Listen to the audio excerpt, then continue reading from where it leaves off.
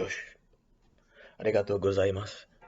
I'm a little confused because I figured out, I think, how to adjust for the contract changes on the S&P or the ES.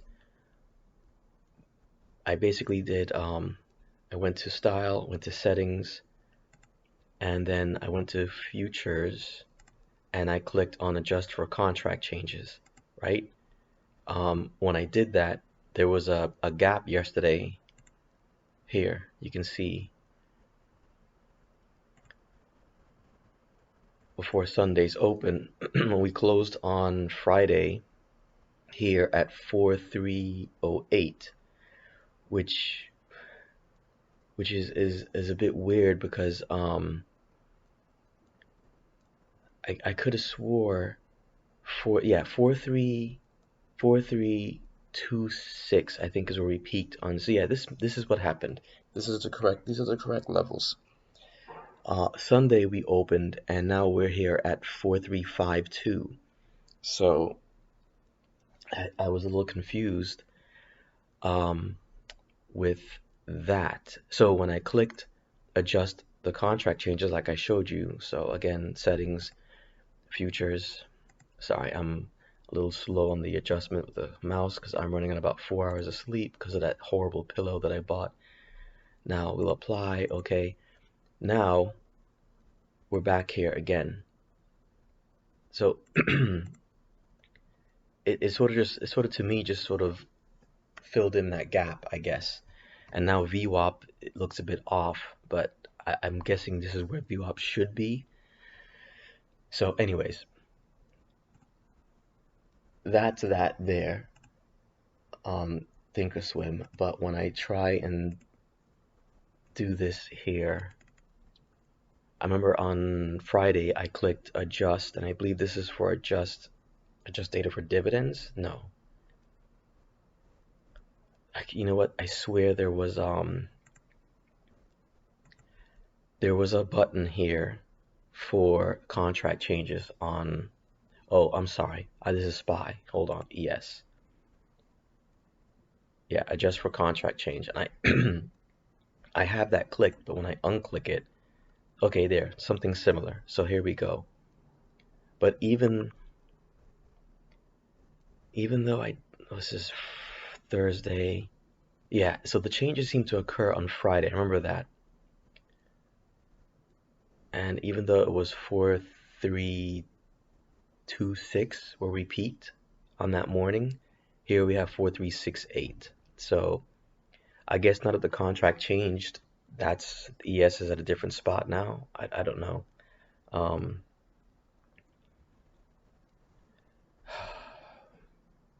all right, let me just put this back on just to simplify things. And I gotta be honest, since this week, well, first of all, since I'm running on like 4 hours of sleep, my head is pounding because of that horrible pillow. Since this week is also CPI, FOMC, since last week we've rallied and the week before, I anticipate this is going to be a challenging week to trade. I could be wrong. I could be wrong, but I spoke to my potential roommate and I'm going to go pick her up next week Saturday in the morning. She has money saved up already for the rent, so that's good. Um, and she's unlike the other roommate. She is quite quite animated, energetic, and is very much willing to put in the work to find work, I guess. And she has so much love for Miami. And people here in Miami, for reasons I don't quite understand, love this city. Absolutely love it. And there's some Instagram pages where they'll show like people fighting in the streets or I don't know, alligators almost eating someone or just, bad things. And then it's called, I think the page is called Only in Dade on Instagram.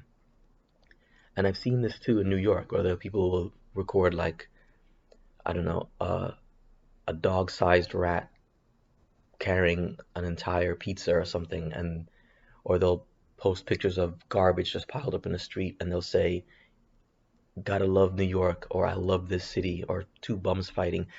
And I don't know, my mind can't comprehend the logic. You're showing something that's a clear negative, but you're posting it and speaking about it like it's a positive. So I don't know. And the landlord's starting to irritate me because legally he's supposed to give me a 24-hour notice before telling me he's coming here or someone else is coming here. But he doesn't do that. Instead, he texted me Saturday evening saying someone's going to be coming by Sunday morning to look at the property. And I told him, listen, you need to give me 24-hour notice. And I didn't say this to him, but he acts like I work for him and it's my job to be here when when the realtors are coming to look at the property. And I found out how much he's selling the property for. He wants about $270,000 for this unit, and it's way overpriced, obviously. But the thing is, there are so many other units that are overpriced.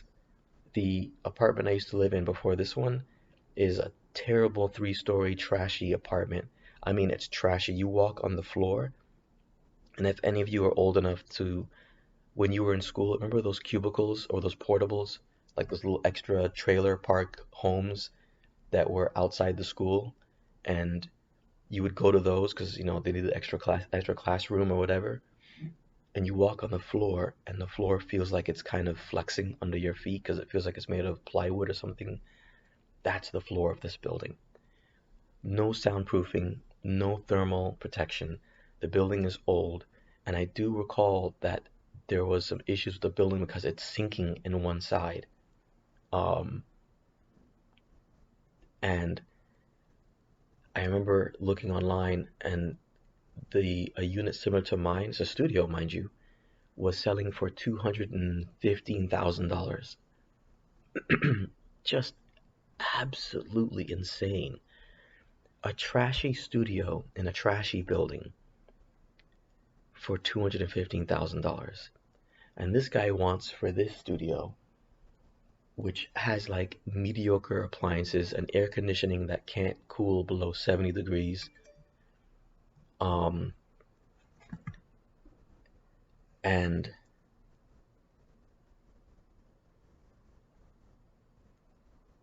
what is this?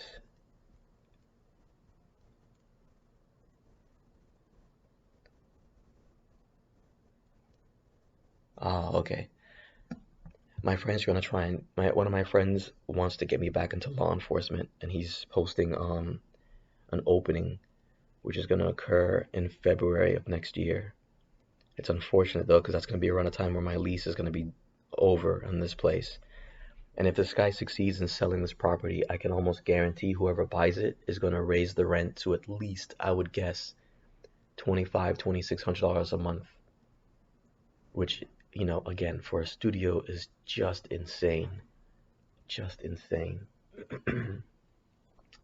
So, I'm sorry. Let me go back to this. I'm sorry. Let's focus on what's going on here. Although I am resolved to not trade. Interestingly, with the contract change, I don't know if this is a result of the contract change or what, but you saw the contract change, ES went up. Yet when we started off Sunday, we started off exactly at the edge of, at least on this time frame, of the outer megaphone. And now we worked our way back to the inner megaphone and bounced off of that for now. But that's what it looks like on the 1515. But remember, we can change the time frame and it might look different. No, this looks pretty accurate here, surprisingly. Let's look on 1 hour. A little bit different.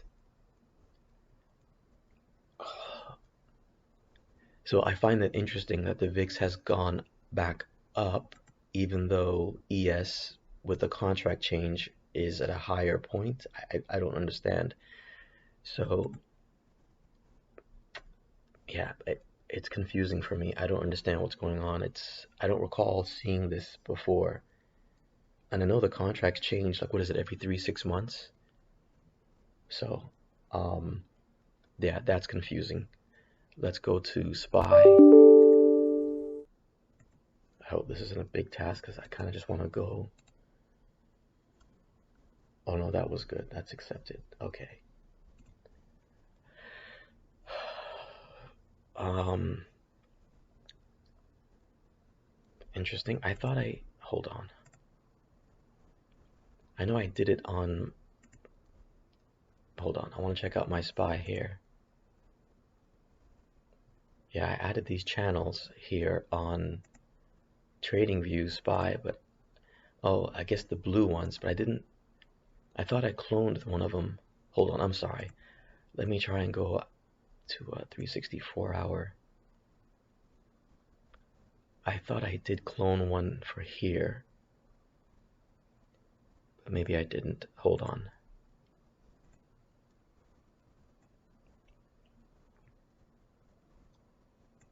Let's see if it works. I don't know. But I think I have something like this on my ES and on my SPY on TradingView.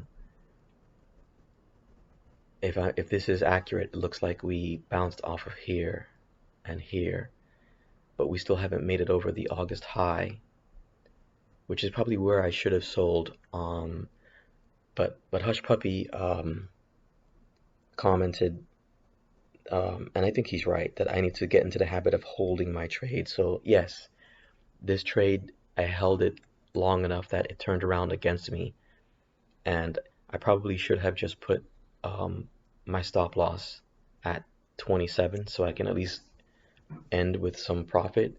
But the risk with doing that, I think, is that I may end up selling early, because with options, they can fluctuate wildly. So it might go down and I might sell at 27, but then it might turn around and start rallying, you know. So yes, I sell too early. That's the problem.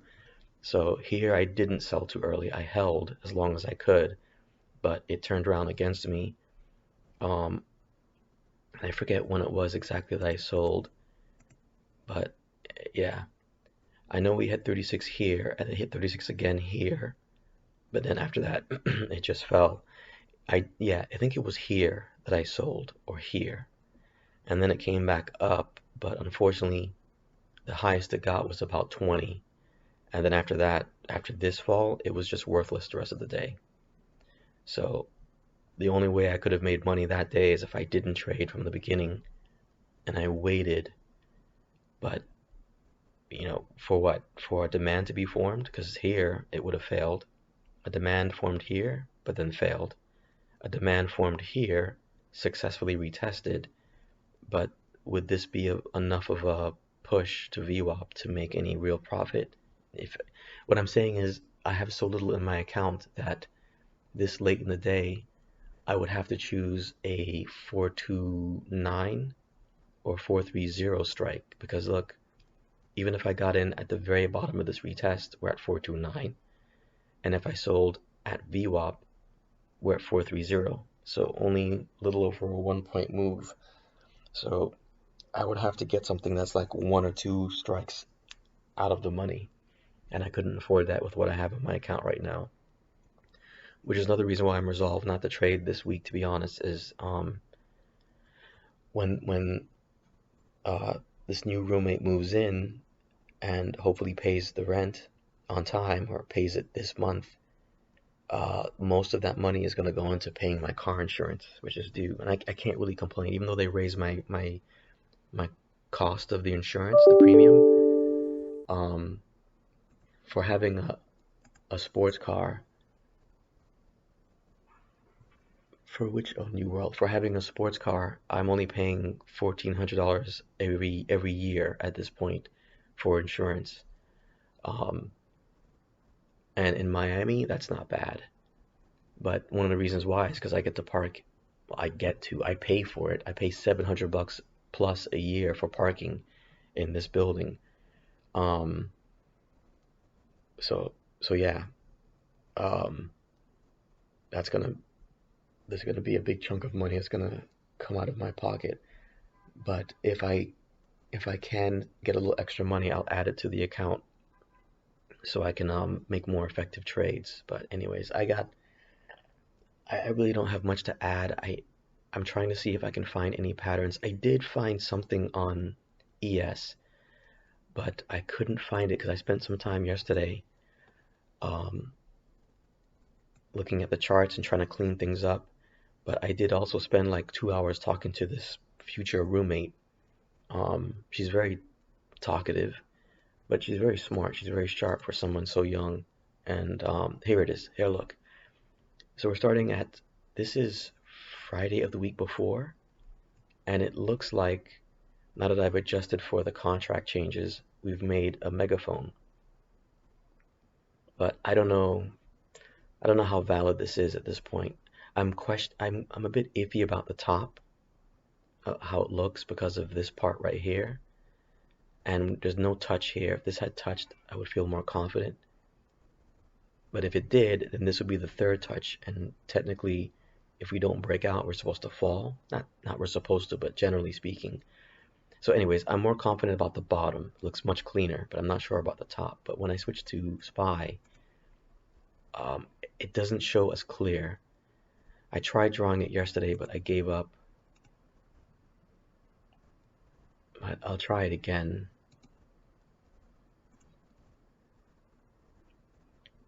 And I'm gonna read Adam Mancini's post. But see, yeah, I think it was the bottom that I was having trouble with here. It just doesn't show as clearly as it dud does it dud as it dud as it does on ES. Yeah, this just doesn't look the same, so I don't know.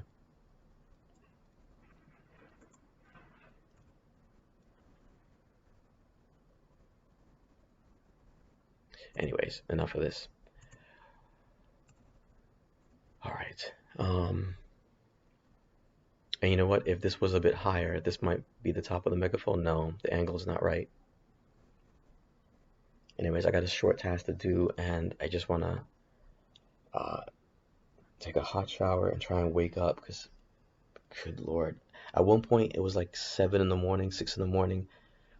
Because this pillow, laying on it, because maybe one part of the pillow feels like it's a overinflated balloon, but another part of the pillow, it feels like, a cheap conventional pillow that it just sinks down. And I'm laying down and my head could be like this, laying on the pillow, or like this, or twisted this way, because the pillow is so inconsistent. Where one part it's like bulgy and it won't compress, and another part it sinks. And I've gone all over the place online, and every single person loves this pillow, raves about how great it is. Every review is at least 4.5, 5 stars. I just don't get it. The pillow is absolutely awful, man. I'm glad they sent me my money back, but I can't comprehend how. But you know what? Um, I have a set of headphones that I got off of Amazon years ago. I bought 3 of them. They're only like $30 for the headphones. They're waterproof. The sound quality is decent enough for me, and they fit in your ear, loops over your ear, and then there's a piece that goes, not a piece, but just it goes behind your head, and you can still lay on like a bench, and it goes right behind your neck, and it won't touch the bench. I've sprinted with these. I've done plyometrics. I've jumped around. I've trained with these, and they always stay in your ear. And I've tried over a dozen different headphones, and these are the only ones that are designed in such a simplistic, obvious way that they work. They sit in your ear, they work. Meanwhile, every other headphone I ever purchased, the ones that you just stick in your ear, I my mind cannot comprehend how anyone likes those headphones and why anyone would design them. Some of them are even like big, like you have the little piece that sticks in your ear, but there's a large plastic piece, which I guess is the speaker and the batteries. And I'm here thinking, how is this supposed to stay in someone's ear? I mean, it's just basically a hard plastic piece that's shaped in a little dome that you stick in your ear. Most people, maybe I'm a freak, maybe I'm a mutant, but my ear has oil on the skin. And when I work out, I sweat. And when you mix water and oil together, you get a slippery surface. And there's nothing holding this thing in my ear other than friction, because there's this thing called gravity. And these products is what most headphones are like. Either that or they have strings, and the string wraps around your ear, the back of your head. So all that string does is just add to the weight and pulls you down. Or there's others that have like a loop that goes over your head. Okay, these things are just coming back to back. The ones that loop around your, so anyways, my point is that there are these headphones that are out there that are terrible. They don't fit in your ear, but people are giving them 5-star reviews, and it's basically the design of headphones. So I don't know, maybe my ears and my head is just weird, and my head's the only one that gets uncomfortable using this pillow, and my ears are the only ones that seem to can't hold these earbuds in my ear. But anyways, most products on the market suck, is what I'm basically saying. So I don't know. I don't know if I'm going to be trading at this point. Market's already pushed a bit higher. We're at what I think is resistance. VIX, if this is going to reject, I don't know where it's going to reject from. I see no level here other than this one maybe, and I don't know how reliable this is. So yeah, I think I want to wait for a little bit of a pullback, or wait for a clue that a pullback might be starting. And I can't see where that's going to happen right now. Maybe there's a clue, maybe there's an obvious sign or an obvious pattern, but I'm just missing it. I just don't see it right now. So I'm just going to be sidelining myself for now. All right, market's going to open in about 30 seconds. I'm just curious to see what kind of initial reaction we're going to have. I suspect it's going to be very muted, choppy, but I could be wrong. If I had to take a guess based on my gut, I think there's a 50% chance it's going to be a choppy day. Maybe a 30% chance we might pull back a little bit to a previous level. Maybe this channel here, maybe here where we formed a demand, and then have a little bit of a pop to retest the August high. And I would say a 20% chance that we start to sell down. We get a little bit of a correction today. Maybe as far down as Friday's low, but maybe not that far.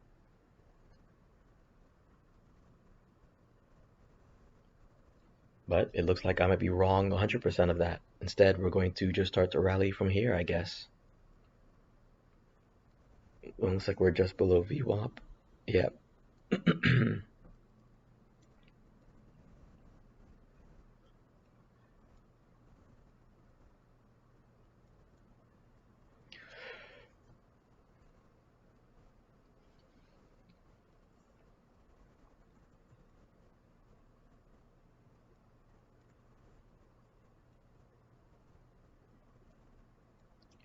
So I'm adjusting my charts over here for ES and VIX. But I'm realizing I'm going to have to zoom out on VIX because between the low of last week's Friday and today, it's yeah, I have to zoom out. Otherwise I can't get space, whatever. My point is, I want to be able to see what's going on up here where we might have a rejection.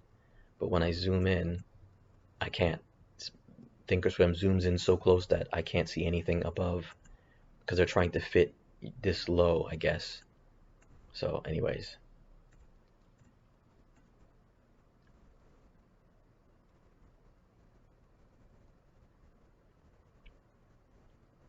I'm not changing the option screen because I don't want to tempt myself to take any trades.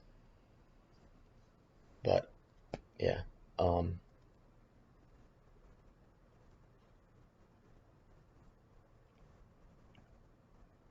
guess if I wanted to scalp and just, since my gut was telling me there's a 50% chance this thing might fall, then I would take an in the money put, I guess. I don't know what that would have yielded. An in the money put. So if we did, let's say 430, and we were able to get in at the bell, If we'll have to get in like at 60 and then scalp and sell at 65, 67.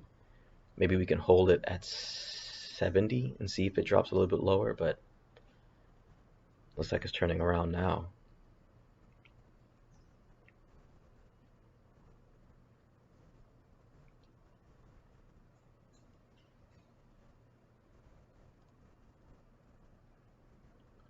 So I just someone right outside the hallway as usual. I don't know if it's one of the cleaners.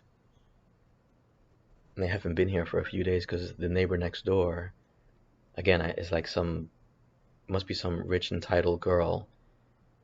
She's always slamming her door when she leaves, and over the weekend she was being a bit nosy, and there's garbage or some sort of debris sitting in front of her door.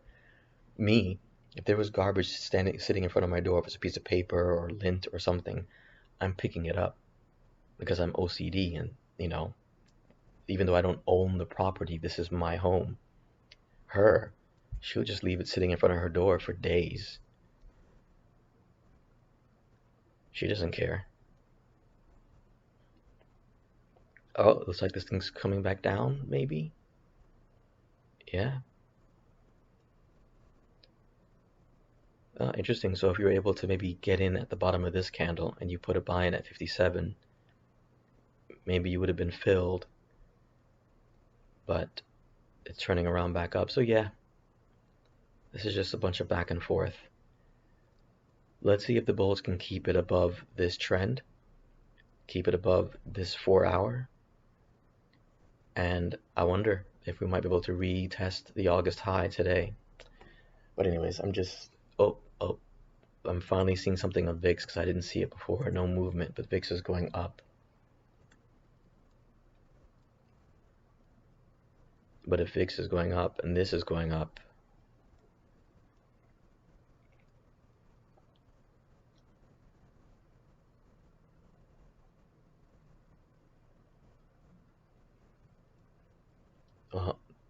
I predict if this doesn't start to rise eventually and we get over VWAP, we may end up falling a bit more. But anyways, all right, this video is getting too long. Okay, real quick, this is interesting. This was one big red candle. You saw we went from 56, whatever. So I was right. If we decided to scalp, we got in at 60 and was patient, this went to 80. And quickly, right when we got just below this trend, bulls picked this back up and turned it around strong. So bulls are still in effect. They're not having it. And this looks to me like a fake breakdown now of let's wait and see what happens when this candle closes, but this looks like a fake breakdown of the trend. I never even read Adam Mancini's tweet.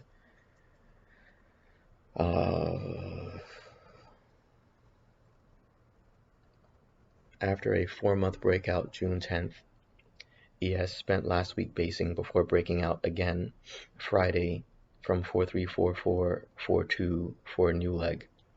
Keep trailing stops up longs. Plan today 4355. Which I just realized, hold on, I'll show you in a second. 4355, 4344, 41 are supports. And they're strong supports. Base more, which keeps 4368, then 4380 in play. 4344 fails, we start to sell to 4327. Okay.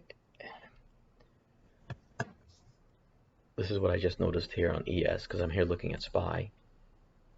I found a pretty decent 4-hour here, and we almost bounced there. 4344. I don't know what the significance of 4344 is here. I guess that was resistance on Thursday and a sort of support on Friday.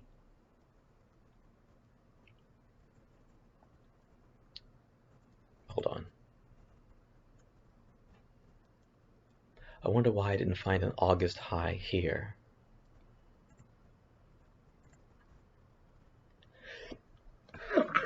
Sorry.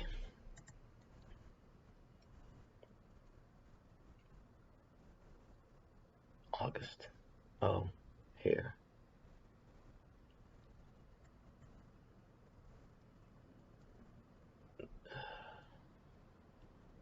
Is this the August high? Man, I gotta clean up all of this right here too.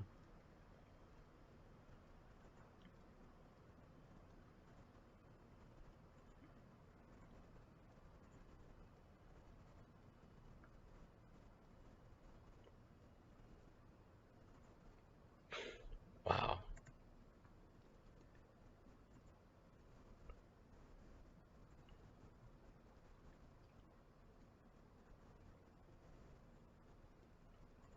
I don't know if I can trust this week because I don't recall putting it.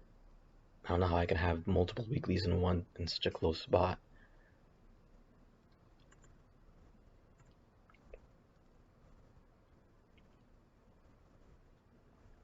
Anyways.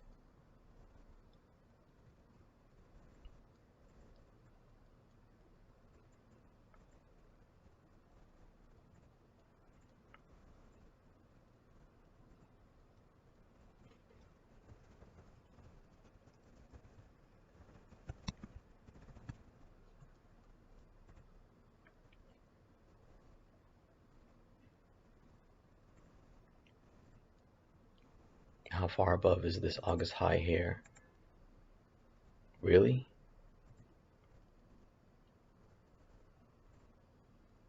No way.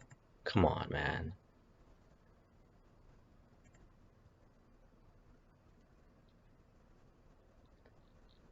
Okay.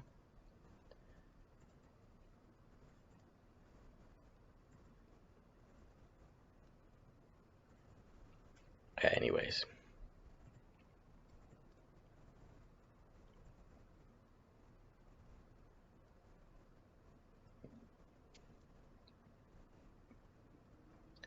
Well, um, yeah, I don't know. If I had the cash, if I had a big account, I would have just taken this as a short scalp and walked away for the day, knowing this is going to be choppy.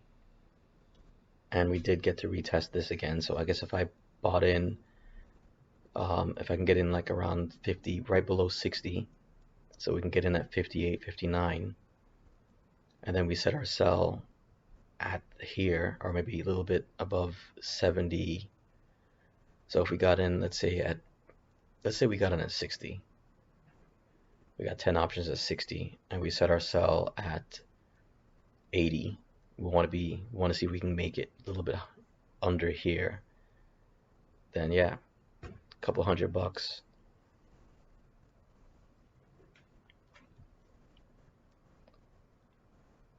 And we're pushing back down again, but again, it looks like those are keeping it from going below this trend, so, or at very least this level, the pre-market level. And that pre-market level on ES is 4351, it looks like. But again, I have a 4-hour exactly at 4350. Maybe that's a psychological level of 4350.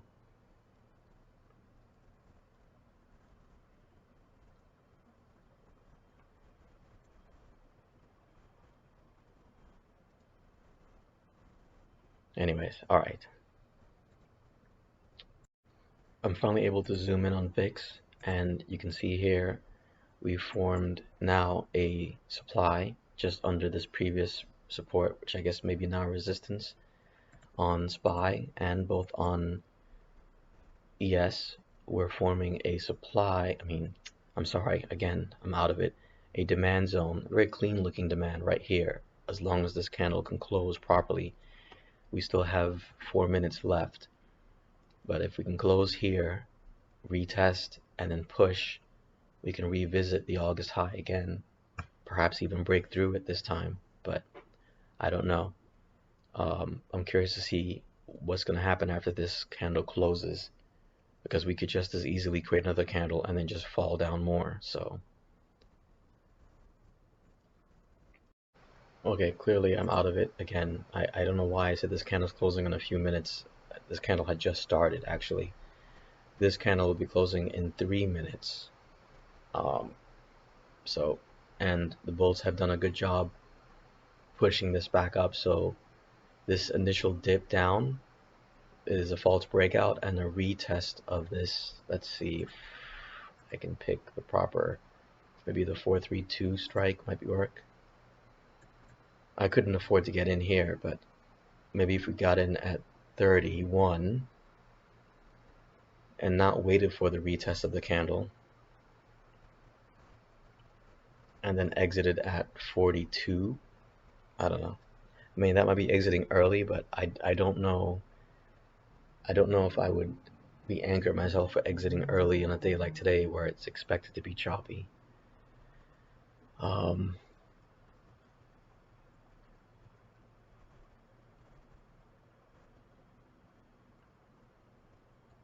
I'm thinking of adding another trend line to my trading view chart, but I don't want to clutter it up too much. So yeah, I'm gonna see if this gets retested and see what happens. Either way, it doesn't matter. I can't trade. I don't have enough money to trade. For me to trade, I would need to pick like actually sadly, maybe if it pulls back a bit, I can afford the 433 strike.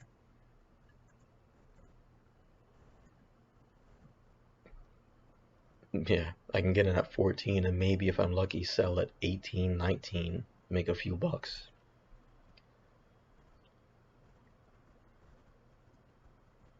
I'm just curious what's going to happen when the new candle starts. Are we going to have a strong sell and a retest of the trend of the um, demand that formed?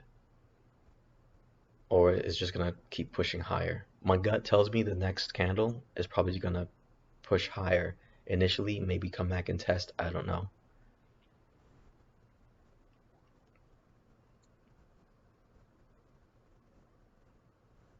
15 seconds till we know. Because at least in TradingView, you can see the seconds and the minutes as well. Not so with Thinkorswim.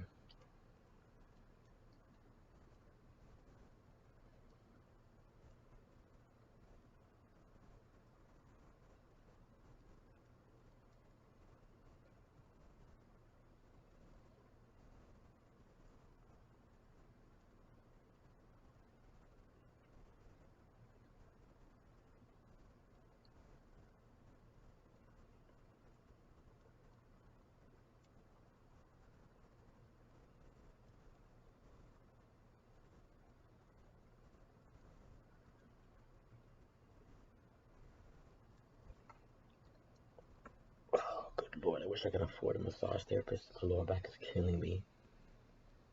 Between the workouts and not sleeping properly. Alright, so I always find this this indicator's hilarious because sometimes it'll be green like yeah it's um buying pressure is coming in and then boom it's gone.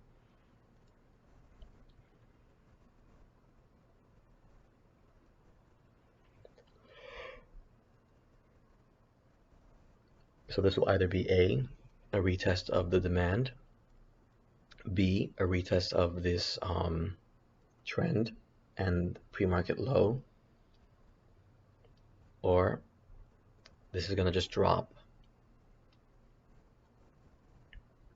I have to admit it, my gut is tempted to jump in at 13 and see if the bulls can turn this around back up to 18.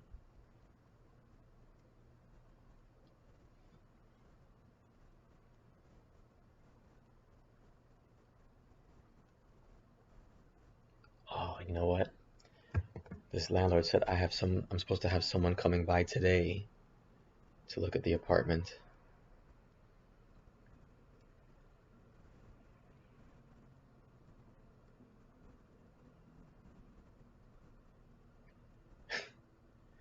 Candy, the realtor from C21 adjacent to Triton Supermarkets.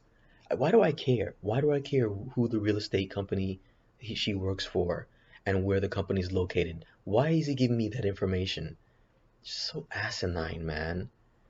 Just someone's coming to look at the property between 1 and 2. And there's something else that pisses me off.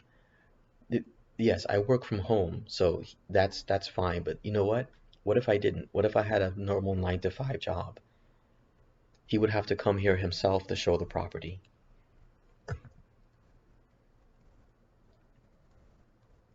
And next week, I think I'm planning on leaving early in the morning, like around 5 or 6, to drive up to pick up this roommate because she lives in the Cape Coral area, so it's a 3 hour drive. So that means by the time I get back home, it's going to be late in the afternoon or early afternoon. So if he wants someone to show the property on Saturday, he's got to drive over here and show it himself because I don't work for this guy. I pay rent to live here, not to play part-time realtor for him or to be here to let people in to watch to look at the property. Let's see if my hypothetical buy-in at 13 would have played out. But for now, it looks clearly like we did retest the demand zone and it's turning around and coming back up for now. But this is just a bunch of choppy mess.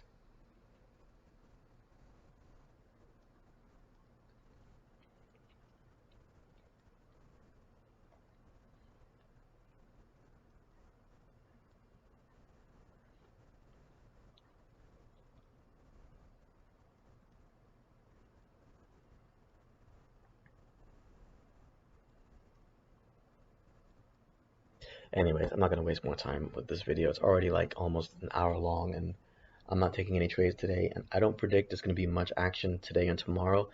Although sometimes before FOMC, the market pushes just a little bit higher. But then again, also sometimes before FOMC, the market will start to sell off before the FOMC even happens. I don't know if they got some inside information, they're just selling off in anticipation of bad news. I don't know. So Wednesday we'll find out if the Feds are going to raise interest rates or not. I forget when CPI is supposed to. Actually, no. Wasn't CPI supposed to come out? Hold on. I'm sorry. I'm going to pull up the calendar really quick. All right. So tomorrow, CPI comes out, core inflation.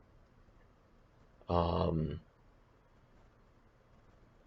then PPI comes out Wednesday morning, right? Wednesday morning. And then later in the afternoon, we find out about the Fed rate decision, and then 2:30 will be a press conference. So tomorrow is going to be volatile. So Thursday and Friday, we'll see what happens with the continuation. But Fed Bullard, Waller, is Powell speaking? No. Yeah. So this is going to be a very volatile week. Look. So if I had done my hypothetical 13, I would have lost money here after all. And this has just fallen down. And we created a supply, which never even bothered to retest. And on VIX, we're pushing back up. So yeah, my gut was wrong. It's a good thing I didn't get in at 13. Or if I had, where was that dip? I would need to sell at 16 and make a whopping $2. No, less than $2 because I keep forgetting now with Thinkorswim, the commission is really like $1.30 for every trade I take.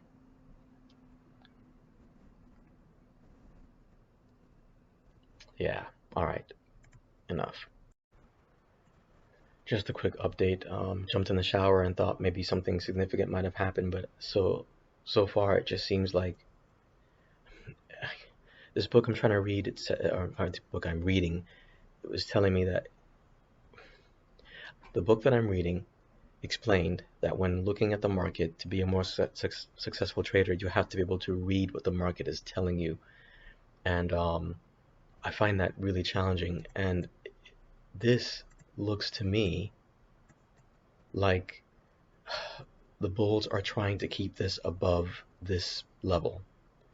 Right? I don't know if it's confluent to this trend. I don't know if it's confluent to this 4 hour I have on ES, or if it's confluent to Adam Mancini's level. I don't remember what he gave. Honestly, I'm sorry. No, I don't want Waze. I want Twitter. They're both blue. So 4355. Oh, he tweeted this just recently. On Thursday, Friday, ES got its routine 60 point, well, recently as in the last hour, point On Thursday, Friday, ES got its routine 60 plus point late week rally, making a new high after spending all week basing. Now it's basing again. CPI and FOMC week. 4355 was my first support today, just tested. 4368, 4380 remain in play as long as Friday's 4344 breakouts hold. Okay, so that's the significance of 4344. It was the breakout on Friday of the range. But for me, I don't understand that because the range for me was here. Well, okay, let's see if I can find this range. Yeah, the range for me is 4350. So I don't know. That's the breakout for me. And right now, and it's also confluent to a 4 hour, and right now that's where it looks like bulls are holding it. So they're keeping it above the breakout point, but it looks like they're not ready to commit to pushing it much higher until perhaps we get CPI tomorrow. I wouldn't doubt that these guys probably already know what the Feds are going to do. Oh, this is interesting. I just noticed this. I don't know why I didn't notice before. So you see, we're just chopping sideways on ES and, of course, on SPY.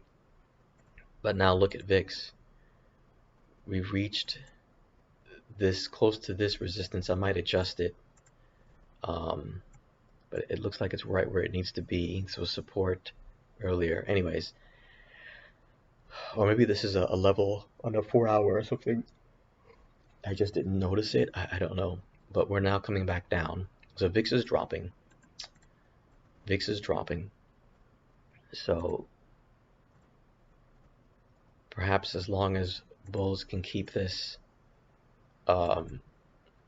above this level, eventually they're going to start to push it higher, and maybe we'll revisit the August high or the pre-market high. Maybe.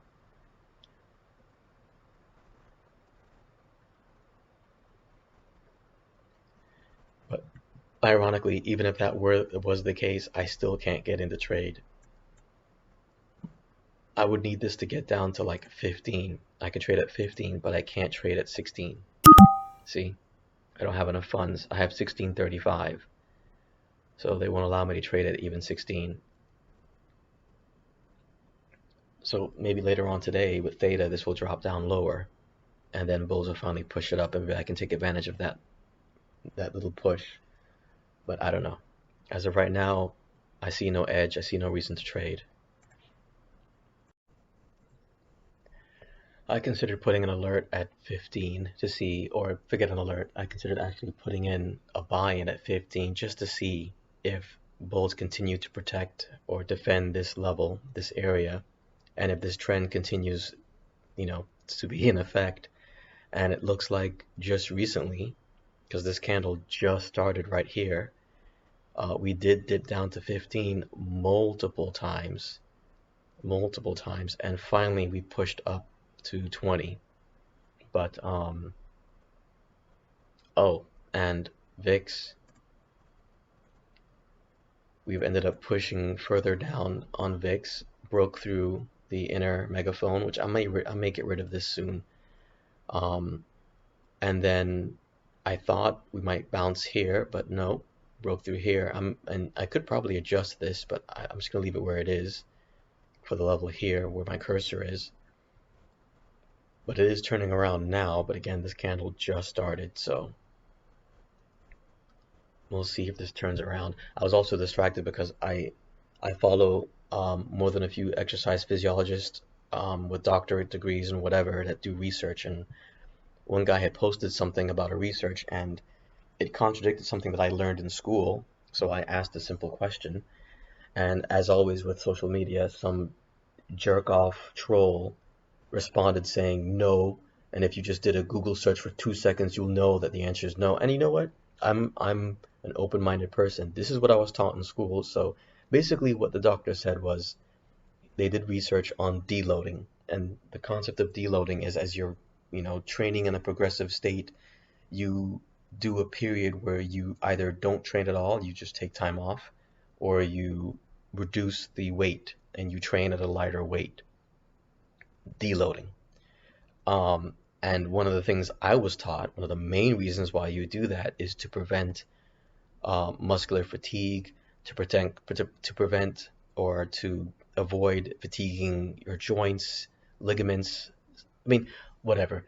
If you're in a race, you know, you're the the team leader of Formula One racing team, whatever, and your engine is getting overworked, overheated, or whatever. What do? I mean, in any race, or let's say a Le Mans race, you slow down. You don't want to keep pushing the engine because it might break. To me, it's such a obvious, obvious thing. That's what the purpose of deloading is.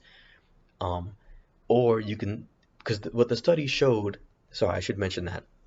The study showed that deloading, they took two groups. One group that both groups were doing a workout program, pushing themselves for the purpose of strength training and I guess hypertrophy.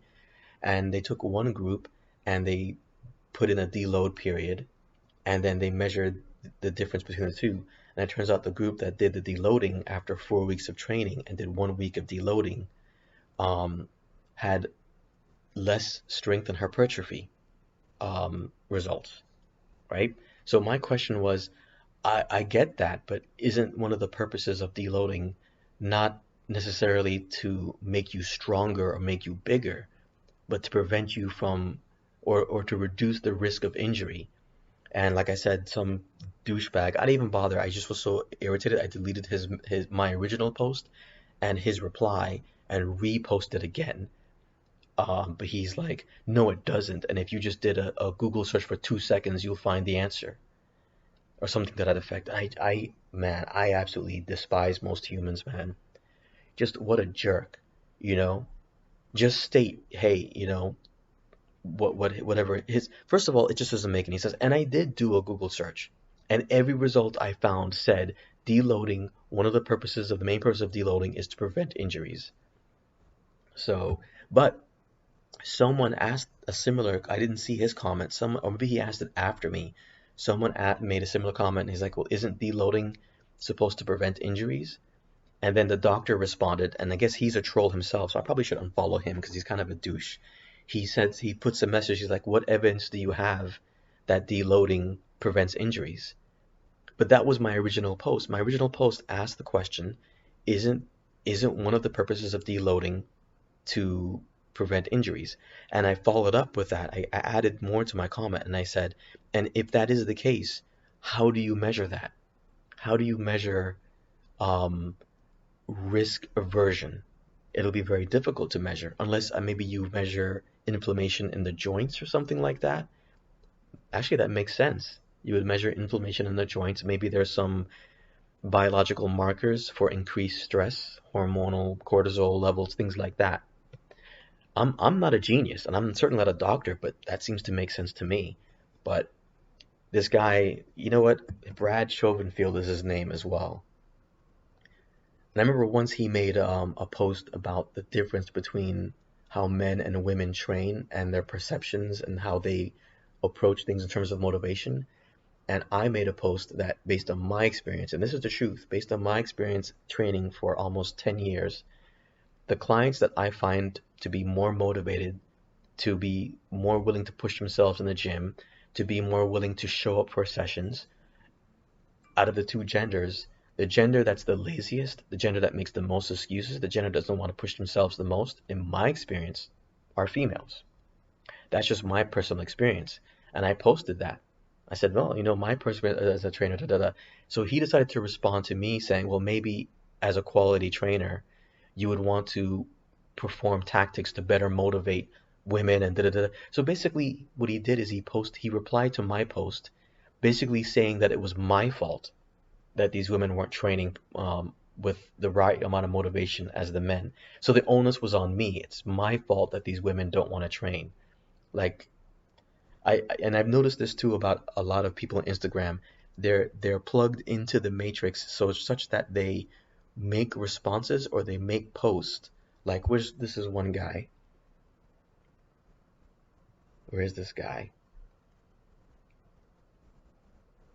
on Instagram? BDC Carpenter. And many of his posts are defending overweight people, or sort of they're biased towards overweight people. And he'll put down trainers who are too critical of overweight people, or trainers that will say blanketed statements like, if you are overweight and you want to lose weight, it's totally up to you, da da da da da. And to a degree, I agree with him up to a point. I do. I agree with him up to a point, because there are some trainers that are just sort of like bullying when it comes to helping others. But you can sort of subtly see how they're plugged into the matrix, and they acquire a following. They appeal more to the feminine side, and I've noticed this. So, in fact, now that I've said that, I'm gonna go ahead and unfollow this guy, because I mean, most of his posts aren't very informative to me anyways. But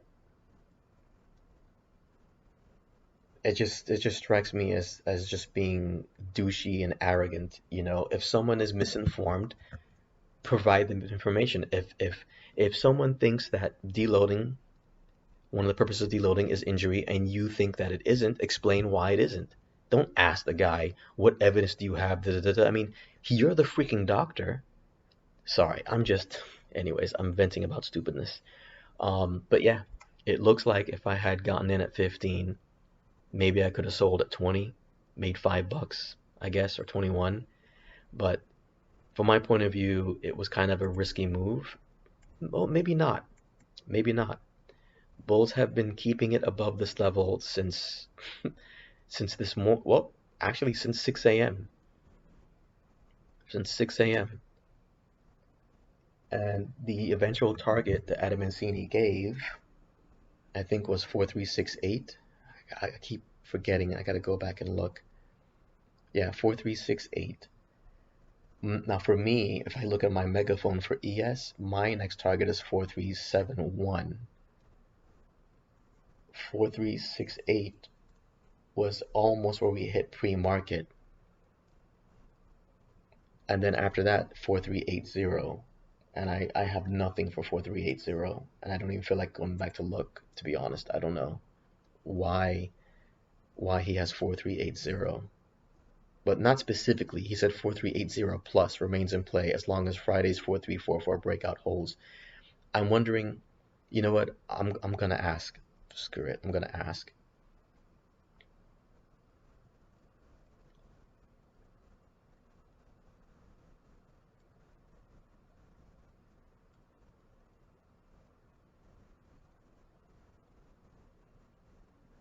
I'm gonna ask what the significance of 4380. I hope I don't get a burned response from someone, but who knows?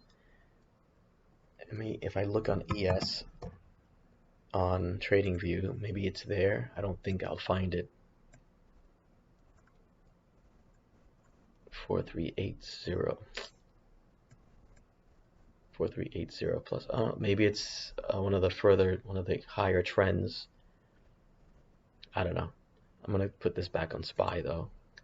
Normally I now keep SPY here. Oh look, there goes this touch right there. I keep SPY here, and I usually would have ES on TradingView, but since I resolved not to trade today, I decided not to waste my battery on my iPad. And you know what? Still, why am I even going to stress myself over $4, a possible $4 trade? Maybe this might push higher. Maybe this will hit 30 today. I don't know. But yeah, I'm not going to stress it. Right, quick update. It turns out I was right. Even if I took that 13, no, that was another strike. That was wrong. That was not a good trade. This is when this demand had formed, and we did come back up. But let's take a look. I doubt I would have made that money back. Yeah. Where was it? Where was it? 13. It was here. Oh, bloody. Where was it? Here. It was here. Because remember, it came up, and then that's it. So if I had gone long here, at 13 where it dropped down here. The best I could have done was maybe broken barely even, so that wouldn't have been a good trade. So the 3-2 would have been the better strike. And if I had put a buy in at 15, which is all I could afford, I had a few opportunities to get in here. And if I put a sell at 26 and was patient enough, although 26 might have been a little bit greedy, here we go. So could have sold here and paid for most of the commission. It still blows my mind now that I realize that the commission isn't a dollar. It's like $1.30. So um, all this boast about being commission free from TD Ameritrade. Anyways, and here we go. We almost made it up to the previous high. We made it up as high as 4365 on ES. And if I look at SPY on my trading view, this trend, although I don't know how accurate this is, but this would have been a good spot to go long. I may go ahead and add. No, you know what? No. I'm trying to keep my levels only a 4 hour, or the lowest I'm willing to go is 1 hour. And I didn't see any 1 hours here. And I saw this one, but it's so close to the daily and the 4, I decided just to leave it be. I did see this one yesterday, but decided not to put anything because we're so close to... what trend is this? Damn it.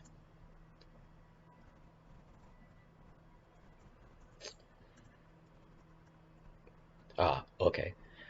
And Adam Mancini, great guy, he did respond to my query about the significance of 4080. First he said it was just a simple target, but then he must have taken the time to look back at his chart, and he told me that it is a high between the February... Damn it. Sorry guys, hold on.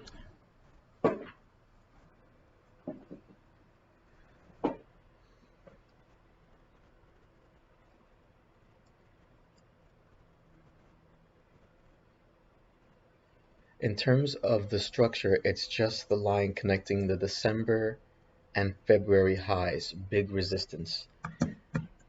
Okay, so I'm assuming he means December of last year and February of this year. So let's zoom back a little bit more. December and February highs. So it can't be this one.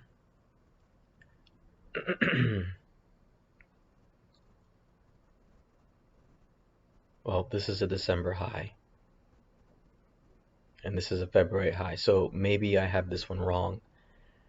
Maybe I should adjust this one as such. And let's zoom in and see. Well, it doesn't have to be exact, or does it? I don't know. I just don't see it. But then again, without a doubt, my chart looks different from Adam Mancini's. I don't know what it is, but there's a slight difference. I could look at my chart on a 4 hour, and I can take away all of the drawings, and then I can look at his chart, which obviously is much cleaner. And the thing is, when he shows his charts, he doesn't show very many levels. He'll state the levels on his newsletter, but they're not listed, they're not shown on his chart for his newsletter. The trends are what are shown. So I'm gonna have to redo this over the weekend. And I wanted to do this yesterday, but I was doing more Thinkorswim, and I was working on SPY here because I like how this is set up for now. But ironically, I like it better on Thinkorswim. I know, I can't believe I'm saying that. But yeah, they don't always line up to Adam Mancini's chart, so I do my best. But again, as Hush Puppy mentioned, this is why I need to start learning my own lines and my own trends. And I told Adam Mancini that. I said, thank you for your response. I'm actually trying to learn my own lines and my own trends, trying to figure out on my own.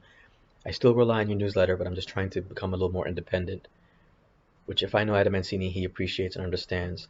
Let's see if we can find a link between the February 15th. I need to go to a 4 hour again. Between February high. Here it is. Here it is. I have it here, but I have it a little bit lower. I might have done this when I had this on a daily. Maybe that's why.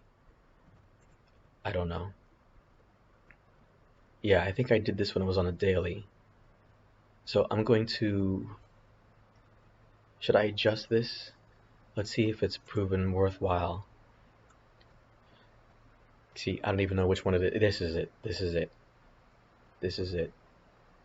So yeah, on SPY, I think by the time we get to 4380, actually I think we'll get to 4380 way before we get to this. So maybe this is actually too high. I don't know.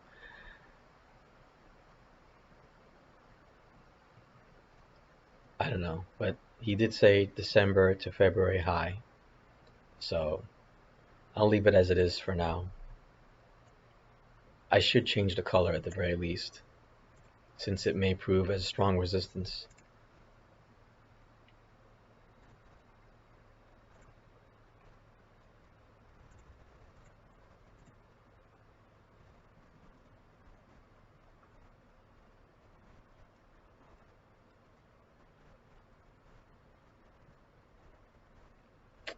But yeah,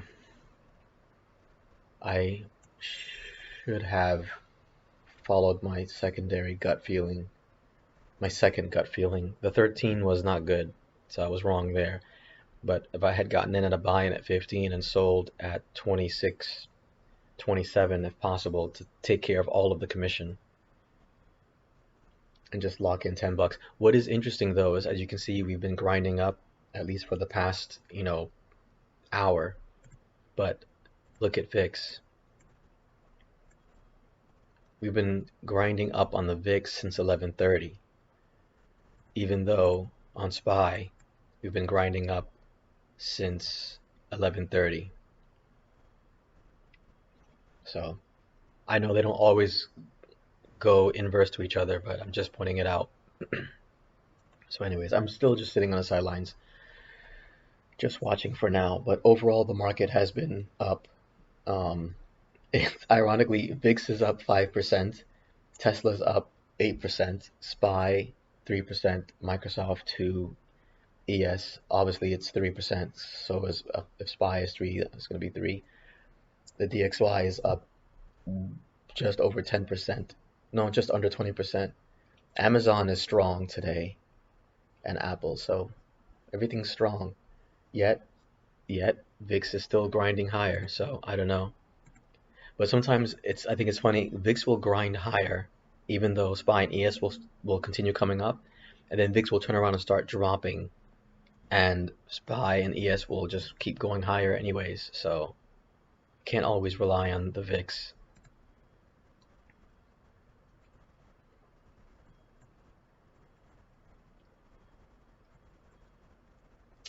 But anyways, with this roommate coming, uh, with the extra income from her, and actually these people are supposed to be arriving between 1 and 2 o'clock able to see this property. I'm curious to see if they show them, because they'll be like the fourth appointment that hasn't actually shown. Um, Hopefully with the extra income, I can put money into the account and maybe see if I can put in like $100 and see if I can grow from there. But anyways, all right, guys.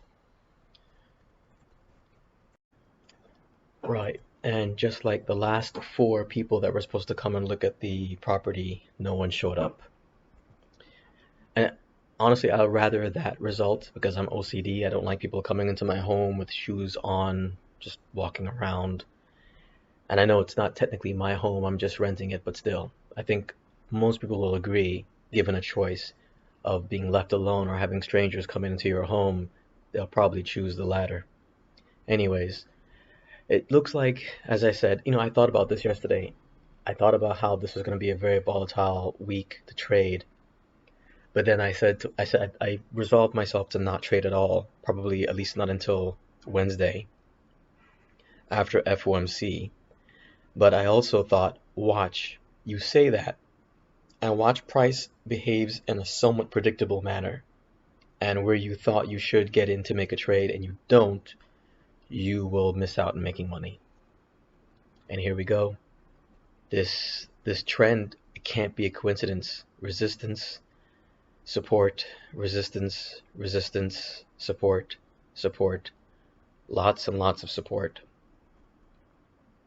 Could have taken this long again to my August high and sold there. And if I had another chance, I could have set my buy in at 15. But again, it's risky. But on this pullback on this candle with theta, it was 15 here, but of course with theta decay, it's 15 here again. But it's 432, and we just almost made it into 432, which is why this thing gained some momentum on value. And just like that, we went from 15 to over 30. So right there is 100% profits. But whatever, I'm not gonna kill myself over it.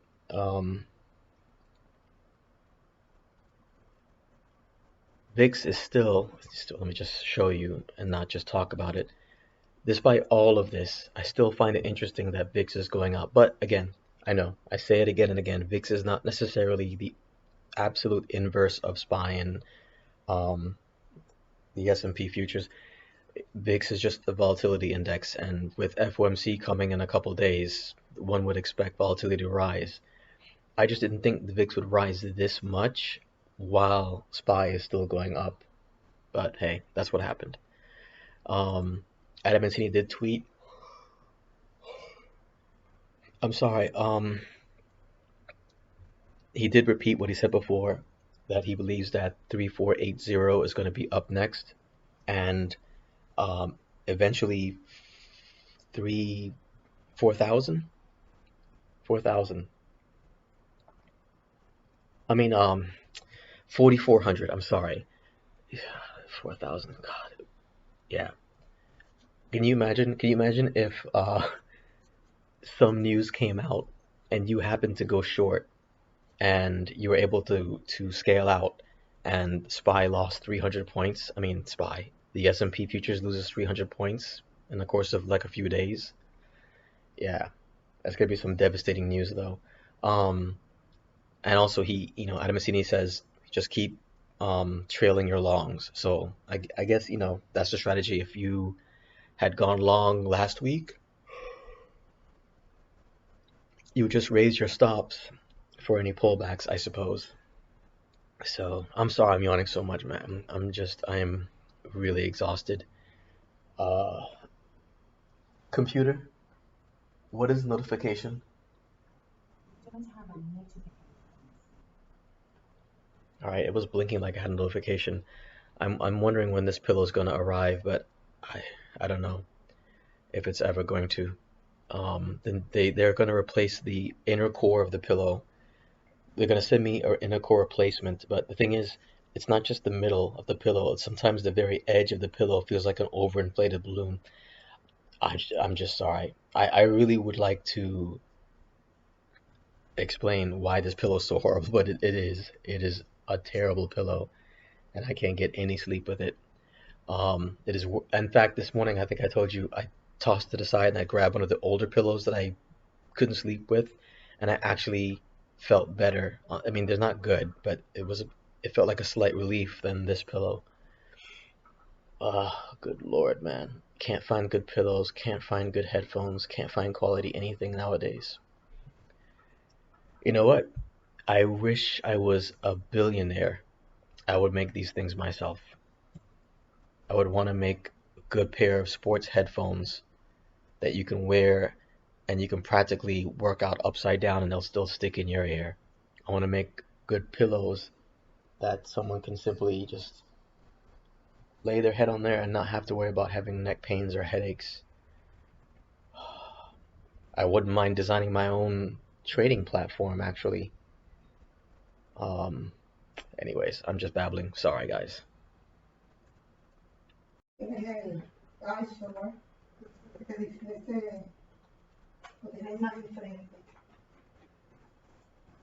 Okay. I appreciate it. Thank you so much. Thank you. Yeah, I think. Hey, thank you. Thank you.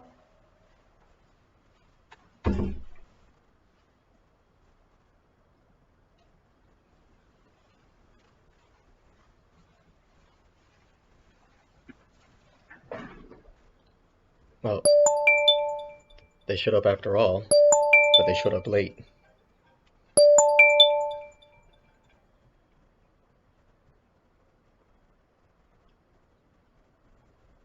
God bless. Well, they showed up actually after all. They were late. Um, at least the one lady was polite. She asked if she can turn on the lights. I said yes, and they took a quick look through. They spoke in Spanish, and I didn't understand all of it because, 2 years in Duolingo, I still suck at Spanish, but it sounded like they were saying it's a nice view, but the building here under construction is an eyesore. Um, I'm still just baffled. When I first moved into this apartment in 2021, it was like spring, early spring, late winter, whatever, whatever. It was like March of 2021. Um, I had mentioned that we were looking at the apartment under this one as a possible purchase, and it would have been a good buy. It was on sale for 185,000, but my mother, who only makes good, intelligent financial decisions when it's up to her or one of my siblings, but always manages to make the worst decisions for me. For example, I said this in another story. When I bought my NSX and she came to look at it, I'm like 23 years old. I just became a cop. I had saved up some money, and I wanted this car. I was in love with this Acura NSX since I was a kid, and I found one for sale for about 36,000. It was a 2000. It was a 1991. This is the year 2001, or almost something like that. And so I was buying it. I went through the process. I got the financing. I was gonna buy it. My mother shows up. I don't know why. I don't recall even. I don't know why she showed up, and she insulted the guy, the salesman, called him a crook. I mean, there was nothing wrong with the car mechanically. There was no reason to call him that, and wanted me to buy a BMW convertible car, the little one that James Bond drove. I think that's a profoundly ugly car. It's like a shoe. And I like British. I mean, McLaren is my favorite vehicle. I love McLaren, but that just wasn't a car for my personality. And the NSX compared to a BMW, whatever it was, the M3, not M3, whatever that convertible car is called, I forget. I forget the Z1, Z2, I don't know. Z4, whatever it is. I think most people would choose the NSX, especially today. But anyways, so my point is she always makes terrible financial decisions on my behalf, and she wanted to help me by putting money down on a home, and she was looking at different places. All the places she would look at are trash. One place that we looked at, which was okay, but it was a tiny, tiny studio in a building like a good 20 minutes north of here.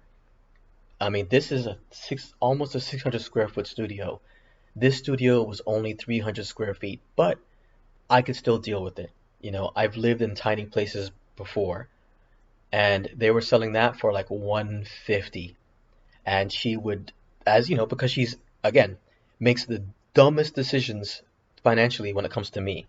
So she didn't want to buy it because it was too small. And every place I found, there was always some issue. Every place I would find.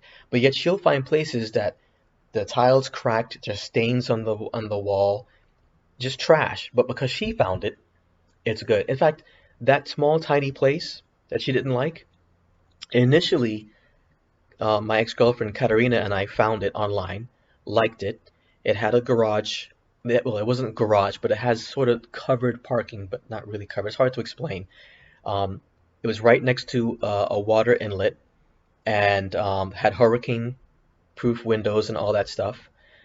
And when I was in there, you can tell when you're in a unit and you talk and you can hear your voice echoing and you don't hear anything outside.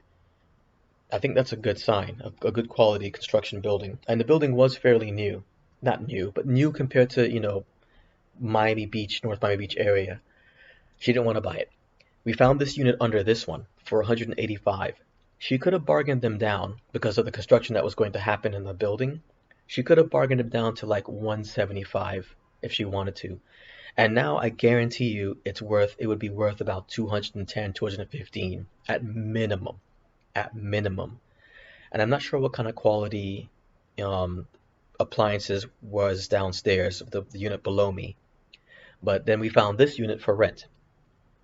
I told you before, the landlord has this delusion about things. In his mind, he'll give you a block of coal and thinks he deserves gold in exchange, if that makes sense. That's how his brain works. So it's 2021. He asked if we were interested in purchasing the unit, and I said we would be for a fair price, and the price he was asking was 200,000. Now I don't remember how the unit downstairs looks, like I said, but I remember discussing it with my ex, and she said from her memory that the unit downstairs was in far better quality than this unit in terms of appliances and whatever, and that the fact that he wanted an additional $15,000 plus the fact that the air conditioning needs to be replaced eventually, it doesn't cool properly, and the unit downstairs I think had just put in a new AC. So he was obviously asking way too much, but still, even at 200,000 purchased, it would have been a decent deal back in 2021 when the interest rates were low. The mortgage would have been, if you put 20% down, maybe about 13, 1400, 1500 the most. No, I don't even think that much. But if you add the association fees, it'll probably be about $1,700, maybe $1,600 a month. And remind you, I'm paying just under $1,900 a month now. That doesn't include the parking, the money I have to pay up front for parking. So, um, man, look at this thing just trucking, man. I really wish I had put a buy-in at 15 and just walked away. Um, Whatever, I had my chance. Um, but anyways, do you want to know what he's asking for this unit now? I think I said it earlier today. I'm sorry, but 270,000.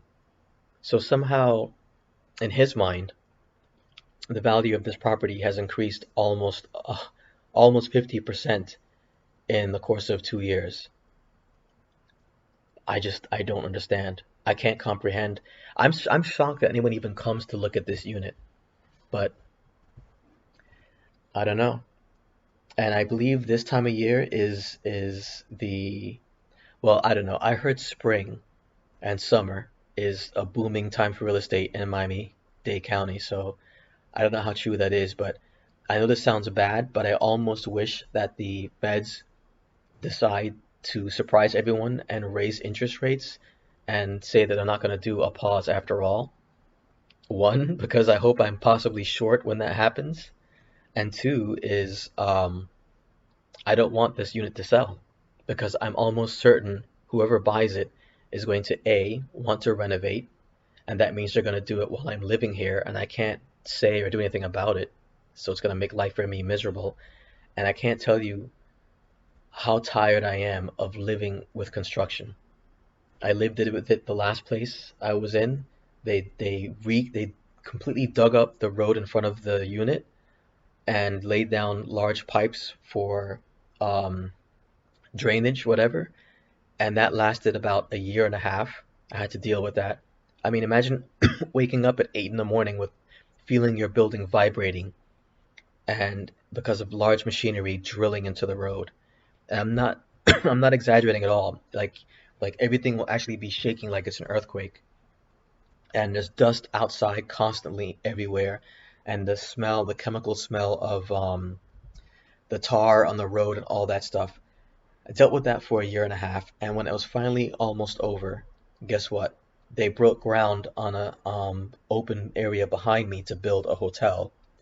That lasted about a year, and when that was done, I thought, thank God I might get some peace and quiet. Nope, they started building a parking garage next to that hotel. So for 3.5 years, I lived with constant construction. Then when I moved here, it was constant construction from the moment I moved in because they're renovating the building and putting in the new windows. And the construction still hasn't actually officially ended because now the street across this building, in front of this building, is now under construction. So it's just constant, man. And I really don't want to have to go through that again. But chances are anyone who buys this place is going to want to renovate. Or there's a possibility they'll buy it and decide, you know what, we just want to continue paying the rent. But I doubt that. Good Lord, look at this thing pushing, man. Oh man, remember the other one I thought about getting in the let me just do this. I don't feel like dealing with this. Remember I thought about getting this at 13? Look, if this pushes any higher, this is gonna go from I don't know if I'm gonna go in now, but we're about to I don't know. Well, you know what? Screw it. I guess it can't hurt. I'm not gonna get filled. Screw it. I'm not gonna get filled. But and even if it does, this thing's got to really push for it to, especially this time of day. This has got to go in almost in the money to start really making money. But this is fascinating. Let me go back to my SPY. I'm curious. We broke past that August high. What is next, I wonder? Where was that line above? Is way up there. That December to February high. 7 points away from 378 4380 on ES. Let's try this.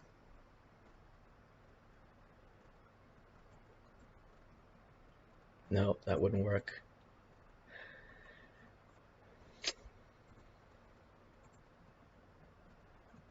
All right, where was that? February, no, December of 2022.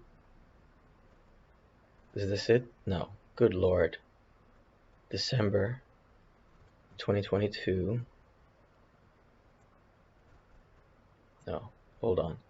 I'm sorry, December 2022 and then February high.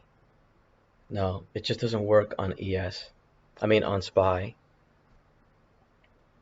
Oh well. Have we come anywhere close to this top blue line?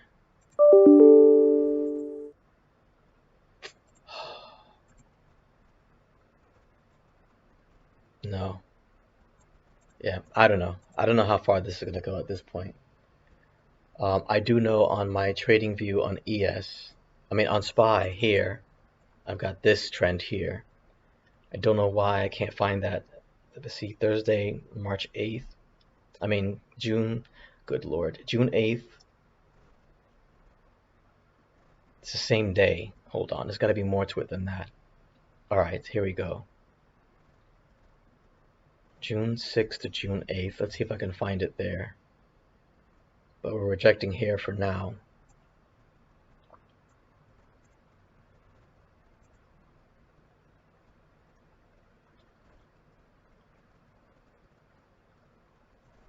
I gotta do that. All right, so what did I say? June. It's funny, that's at a 15-minute. All right, June 8th or June 6th. June 6th. So it should be, wow.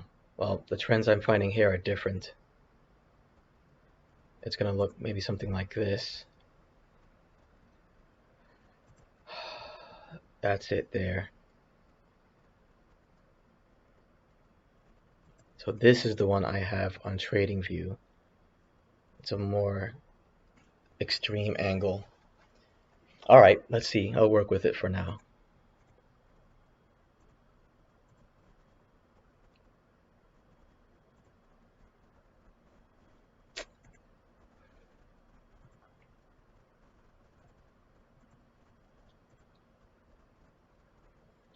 But we're already bouncing off of that now.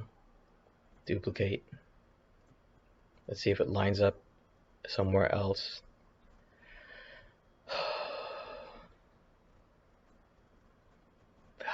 I don't know. Here, maybe. Here, but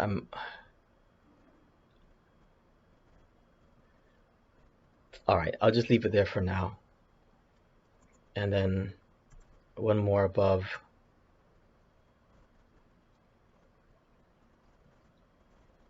Although I don't know if we'll ever touch this one anytime soon.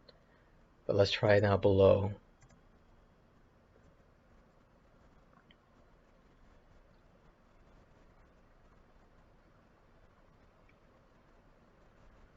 Here, yes, but that's it. Nowhere else did this touch. It looked like it could be resistance here, but I don't know. It feels sloppy.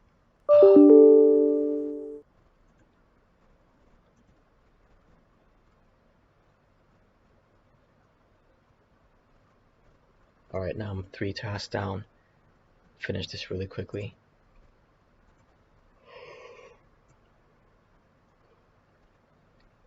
I want to see if this touches anywhere else. If it doesn't, I'm not going to bother. Okay, maybe here. All right. I think that's enough. I don't want to make it too messy. Yeah, it's a good thing I didn't get filled. Or maybe I'm wrong. I don't know. Will it push past here?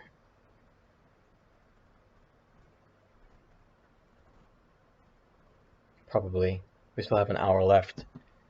Probably will push past there. And once we broke that August high, then it started to really push.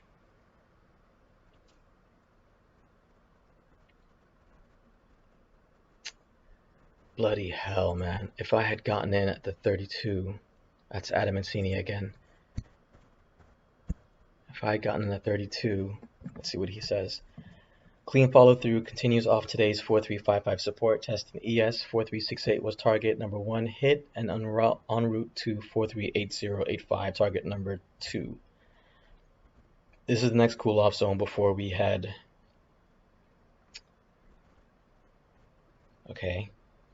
I clicked on it and Twitter takes me to a previous tweet that he sent. I really despise Twitter. Okay. Target number 2. This is the next cool off zone before we head to 4400. Tighten up stops now on longs to protect profits and ride risk free. I wish I could do that. Wish that was the case. So he said 4355. We got to 4351-ish, just above this where I have 4 hour. Oh, nope. It looks like if I had gotten in on yep, I should have taken it.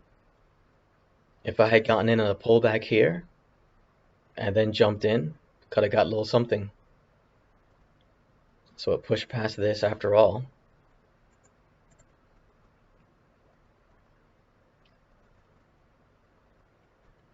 Yeah, and here I have, what is this? A weekly at 4386, so there it is. Yep, I messed up. I will say this though, look, VIX is still going up. Amazing. The more this pushes, the more VIX goes up. It's fascinating.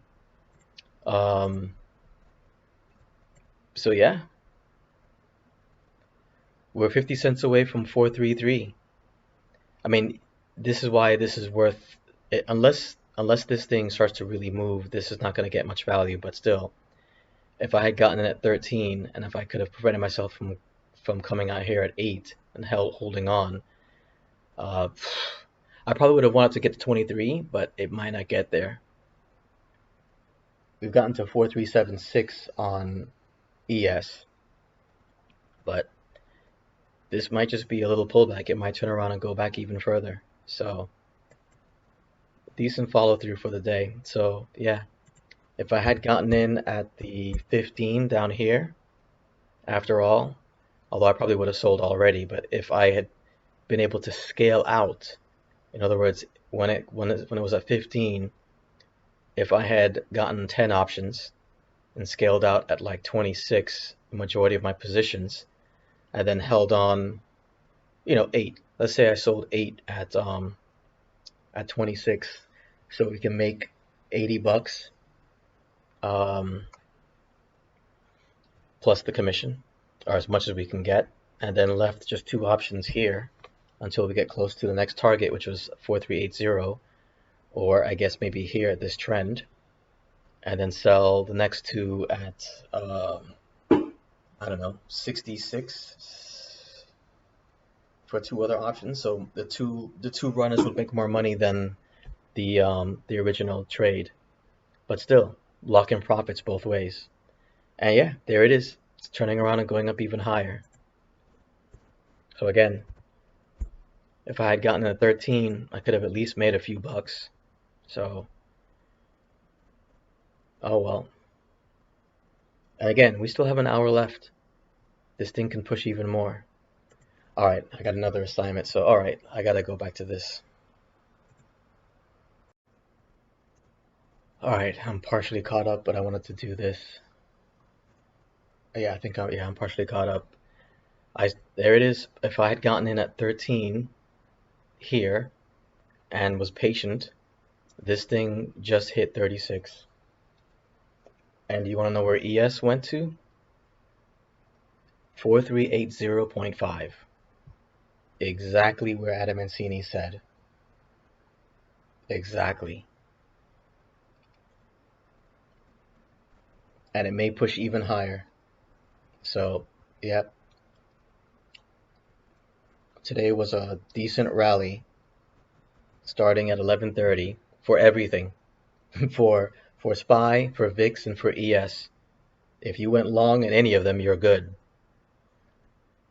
Um, so yeah, I'm gonna see if there is an actual pullback here. If so, then I need to re-examine my chart and figure out what was special about that spot, because I have nothing here on SPY on either my thinkorswim or my trading view to justify this specific level. I don't know. In fact, you know what? Screw this. I'm gonna put something here right now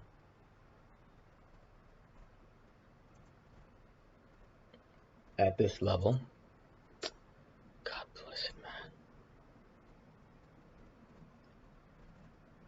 I mean, I have my weekly just above here, but again, it's not at 4380. It's more like 4386. But let's see if this pushes past. But I want to see where this thing extends. Oh, God, it doesn't work that way. Okay, I can't do it in thinkorswim. I guess I'll do it on TradingView. I want to put a horizontal level that goes all the way across so I can scroll to the left and see if there's some relevance, but can't do that with thinkorswim. Here, I can, but let's see if it pushes a little bit higher. You know what? I'm just going to leave it as it is. We'll see if it pushes a little bit higher, and then I'll analyze it afterwards. But I'm just blown away that I could have gotten in um, on 13 or a little bit on this pullback here, and bam, this is one trade that would have taken out all of my losses for the past week or more. Now we just hit 4382.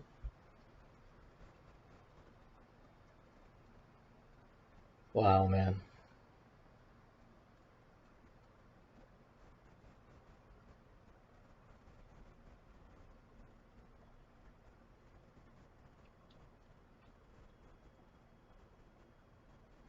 Yeah, I should have realized it. Once we broke this August high, this thing just started popping. 62, 63, good lord, man.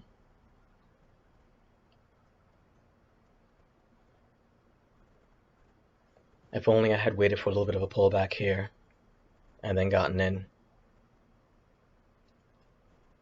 There was a point when we pulled back here that I thought about it, but I think at this point, this is exactly at 3 o'clock.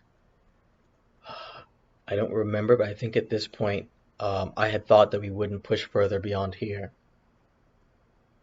But obviously I was wrong. We're now approaching the weekly level I have on ES. Let's see if that stops it. And on my trading view, we are approaching, this was the December to February line that Adam and Mancini mentioned, but on SPY, on ES, we already passed it because for me, it didn't show up as 4380 again. For me, it showed up down here. So I don't know. If I go to a daily and try and look at the December, and here's the problem. What was it? December of 2022, right? December here. Why does it look different here? Oh, because I chose this one. Okay, let's do this then. Let's get rid of this. And let's choose this December high. Maybe this one was just, for me, it looks like it's the high, but it really isn't the high. God bless it. Focus, man.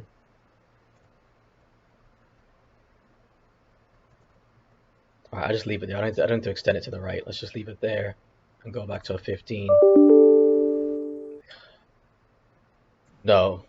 Now that I've done that, holy crap, now it's way up here. Now it's 4,400. Good Lord, man, come on.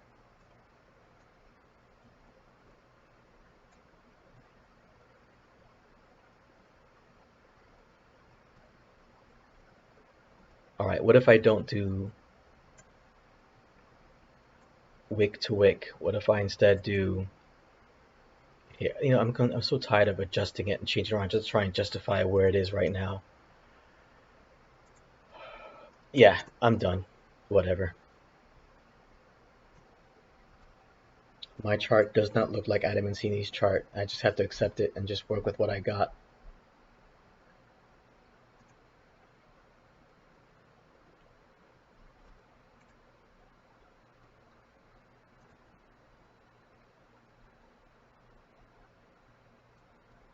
All right. Come on, come on. Anyways, so yeah, on ES, we are now at this weekly. Let me show you. I have the weekly here, and for me, it was 4387.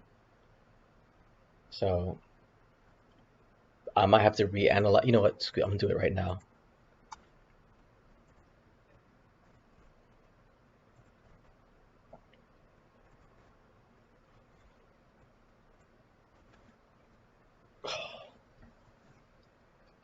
Okay.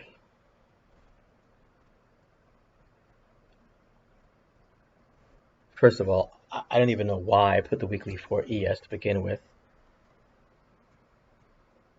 This weekly lines up, okay, with this here. So March of 22.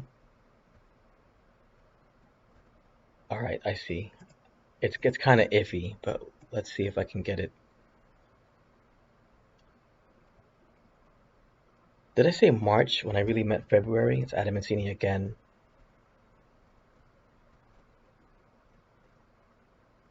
Here. It's sloppy. All I have is these two touch points here. Well, no, I've got this too. Okay.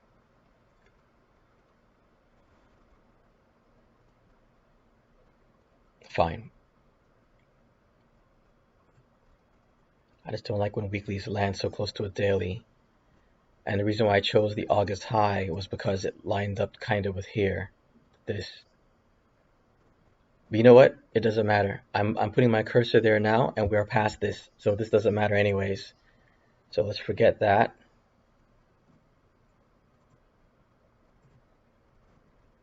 I have nothing.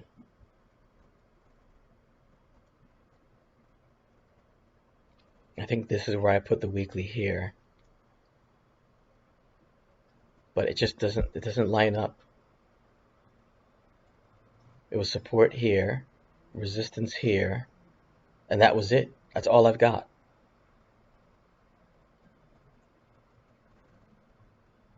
Maybe I can justify that it closed here and touched here. But it's still nowhere near the weekly that I have on ES, so this is not the same. It's not the same, so whatever. I guess it does line up to this trend though. So I'm taking this off. This is pointless. And yeah, this is where the sell point should have been. This is reversing right where I have my weekly on ES. So there it is. And VIX is still going up, by the way. Adamancini says, let's see if Twitter will open it. I just clicked on the pop-up. My final target for today, 438085, just hit an ES for a 30-point run off 4355 support as the trend continues to pay out. If long, consider locking in gains here before CPI or leaving a small trailing position risk-free. 4400 is next up from here. 4366 support. We sell below. Blim, blam, done. So if I had gotten in at 13 down here, like I should have, or wait for a little bit of a pullback, and then sold here at when ES got to my weekly here, I could have made, man, like 70, 60 bucks. Would have been good. Anyways, alright, this video is way too long for no trades done today. Okay, last video, I promise, because this is just way too long and I'm just upset that I didn't get to capitalize any of this today. It's funny, whenever I'm resolved not to trade is when the market makes a big strong move and it's pretty simple day to trade. Alright, so once again, hold on, sorry.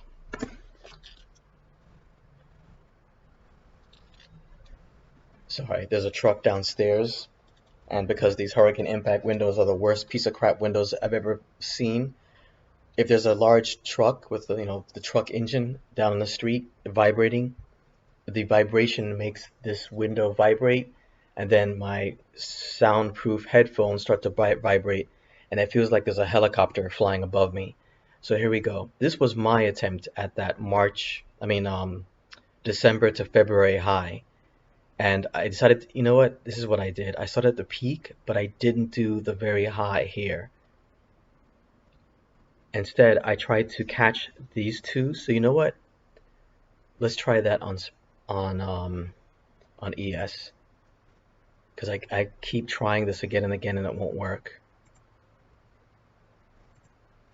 So we'll start from the December high and we'll try and catch.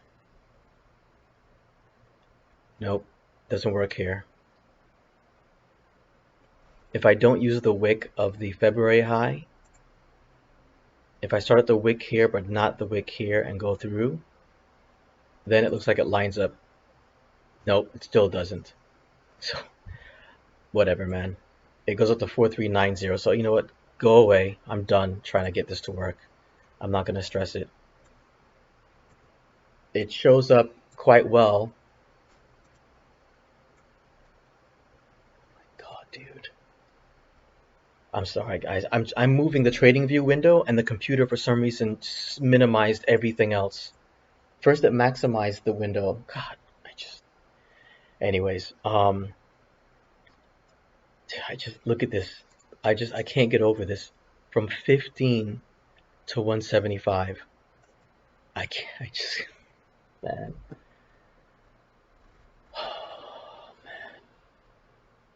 In one trade, I could have wiped away half my losses for the year.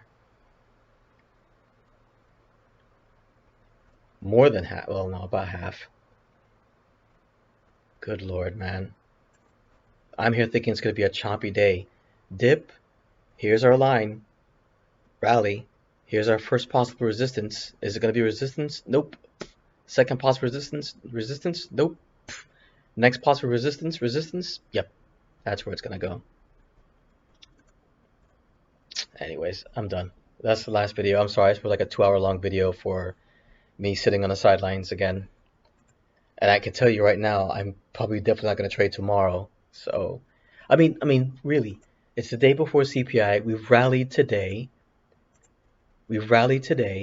We sort of semi-rallied on Friday, but then lost everything. Rallied Thursday. So, I don't know. We broke out of this range, and I guess I still don't know what measured move would be for a 4-day range that finally breaks out.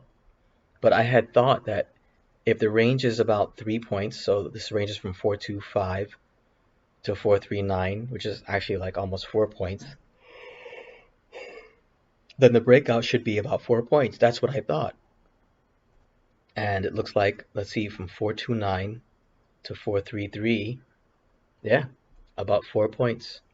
But I don't know if that is the actual measured move. You know what? Um, how to calculate a range break measured, damn it, move.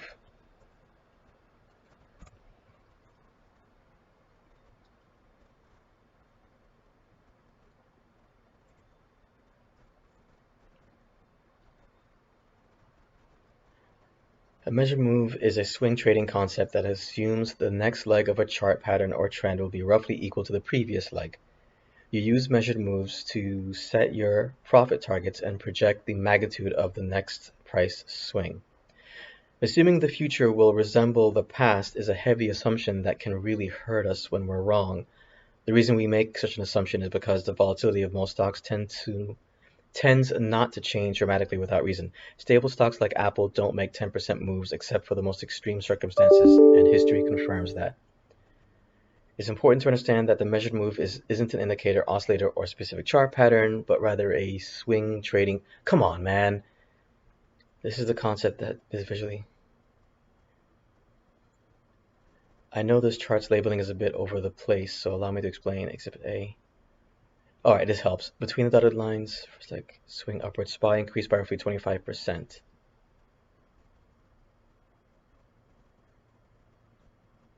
What? Exhibit A, and between the dotted black lines is the first leg or swing upward, SPY increased about $25. Okay, so this increase. Exhibit B, this is the pullback or retracement, the hypothetical zone where you'd be buying the stock looking for an upward swing. This is this is a measured move based on a pullback. I want a measured move based on a pattern break or a range break, but I guess they're not going to show that. Whatever. I don't know, maybe I'm wrong, but I'm going to assume that if we were stuck in a range for 4 days, and that range is about 4 points, and we break out, then one would assume the breakout would be 4 points. And that is what happened. Unfortunately, it didn't happen in one day. I would have loved for this to have done that on Friday, because then I would have probably made this money right here, because I got in at $16. If this had reached 433 on Friday, then that $16 would have turned into, I think, even higher than this, because we started lower. We started here, well, actually here at the bell. But when you think about it, actually here, we weren't that high above it. So I guess we almost retraced the breakout or the rally from here. So, yep, I screwed up. What am I going to do?